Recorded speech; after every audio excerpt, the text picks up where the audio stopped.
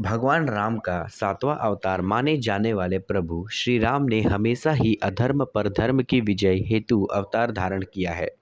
TV पर तो हम सभी ने रामायण देखी होगी, लेकिन फिर भी कई ऐसे प्रसंग रह जाते हैं जिनके बारे में लोगों को जानकारी नहीं होती है। कुछ ऐसी ही है प्रभु श्री राम की जन्म कथा। आज जागरण आध्यात्म के इस विशेष प्रस्तुति में हम आपको श्री राम की जन्म कथा के कुछ उन पहलुओं के बारे में बताएंगे जिनसे लोग अनजान हैं। तो दोस्तों, स्वागत करता हूं आपकी हमारे इस नई वीडियो में। अगर आपने हमारे चैनल को सब्सक्राइब नहीं किया है तो कर ले, ताकि हमारी आने वाली वीडियो की नोटिफिकेशन आपको मिलती रहे। महाराज दशरथ ने पुत्र प्राप्ति के लिए यज्ञ किया। महाराज दशरथ ने श्यामर घोड़े की चतुरंगिनी सेना के साथ छुड़वाने का आदेश दिया। महाराज ने समस्त मनसवी, तपस्वी, विद्वान, ऋषि मुनियों तथा वेद विज्ञ प्रकांड पंडितों को बुलाया भेजा। वे चाहते थे कि सभी यज्ञ में शामिल हो। यज्ञ का समय आने पर महाराज दशरथ सभी अभ्यताओं और अपने गुरु वशिष्ठ जी समेत अपने परम मित्र अंग देश की अधिपति लोभभाग के जमात श्रृंग ऋषि के साथ यज्ञ मंडप में पधारे। फिर विधिवत यज्ञ शुभारंभ किया गया। यज्ञ की समाप्ति के बाद समस्त पंडितों, ब्राह्मणों, ऋषियों आदि को यशोचित धन धान्य, गौ आदि भेंट दी गई और उन्हें सादर विदा किया गया। यज्ञ के प्रसाद में बनी खीर को राजा दशरथ ने अपनी तीनों रानियों को दी। प्रसाद ग्रहण करने में के परिणाम स्वरूप तीनों रानियों गर्भवती हो गई। सबसे पहले महाराज दशरथ की बड़ी रानी कौशल्या ने एक शिशु को जन्म दिया, जो बेहद ही कांतिवान, नील वर्ण और तेजोमय था। इस शिशु का नाम चैत्र मास की शुक्ल पक्ष की नवमी तिथि को हुआ था। इस समय पुररु नक्षत्र में सूर्य, मंगल, शनि, बृहस्पति तथा शुक्र अपने अपने उच्च स्थानों के विराजित थे। साथ ही कर्क लग्न का उदय हुआ था। फिर शुभ नक्षत्रों में कैकेयी और सुमित्रा ने भी अपने अपने पुत्रों को जन्म दिया। कैकेयी का एक और सुमित्रा के दोनों पुत्र बेहद तेजस्वी थे। महाराज के चारों पुत्र के जन्म से संपूर्ण राज्य में आनंद का माहौल था। हर कोई खुशी से गंधर्व गान गा रहा था और अप्सराएं नृत्य करने लगी। देवताओं ने पुष्प वर्षा की। महाराज ने ब्राह्मणों और याचकों को दान दक्षिणा दी और उन सभी ने महाराज को पुत्रों का आशीर्वाद दिया। प्रजाजन को महाराज को ने धन धान्य और दरबारियों को रत्न आभूषण भेंट दी। महर्षि वशिष्ठ ने महाराज के पुत्रों का नाम रामचंद्र, भरत, लक्ष्मण और शत्रुघ्न रखा।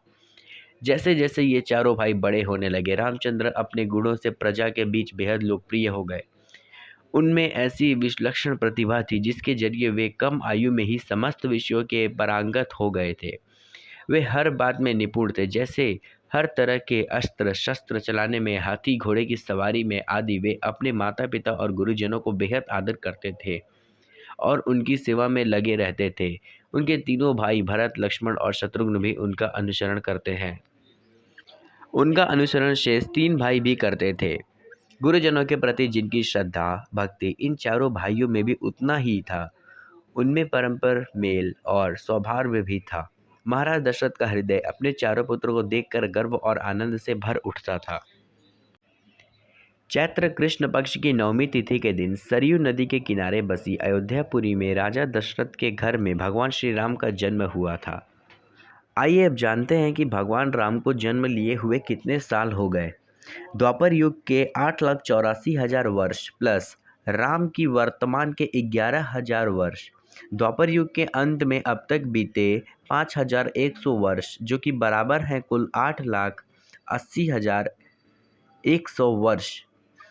अतः परंपरा रूप के नाम का जन्म आज से लगभग 8,80,100 वर्ष पहले माना जाता है। प्रख्यात मराठी शोधर्थ विद्वान डॉक्टर बड़ा विष्णुवर्धन ने एक दृष्टि से इस समय को संभावान माना गया है। मुझे यकीन है कि भारत में हर कोई जानता है कि वाल्मीकि रामायण के अनुसार श्री राम का जन्म कैसे हुआ था। उनका जन्म दशरथ और उनकी सबसे बड़ी पत्नी कौशल्या से हुआ था। अयोध्या के राजा दशरथ के बड़े पुत्र श्री राम, जो कि बहुत ही आज्ञाकारी पुरुष थे। पुराणों में श्री राम के जन्म को लेकर मतभेद है। आखिर कब हुआ था श्री राम का जन्म? प्राचीन कथाओं के अनुसार राम जी का जन्म चैत्र माह के शुक्ल पक्ष की नवमी तिथि को हुआ था। इस नवमी के राम नवमी के नाम से जाना जाता है। हिंदू धर्म में राम नवमी को धूमधाम से मनाया जाता है।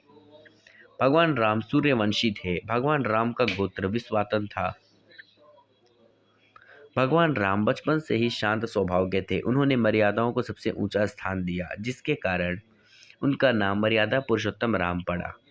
तो दोस्तों, आशा करता हूँ कि आज की वीडियो से आपको समझ में आ गया होगा कि भगवान राम का जन्म कैसे हुआ। तो अगर आपको ये वीडियो पसंद आता है तो चैनल को सब्सक्राइब करके वीडियो को बेल आइकन प्रेस कर दें, ताकि हमारे आने वाली नोटिफिकेशन आपको मिलती रहे। तब तक के लिए धन्यवाद। मिलते हैं एक और नई वीडियो में।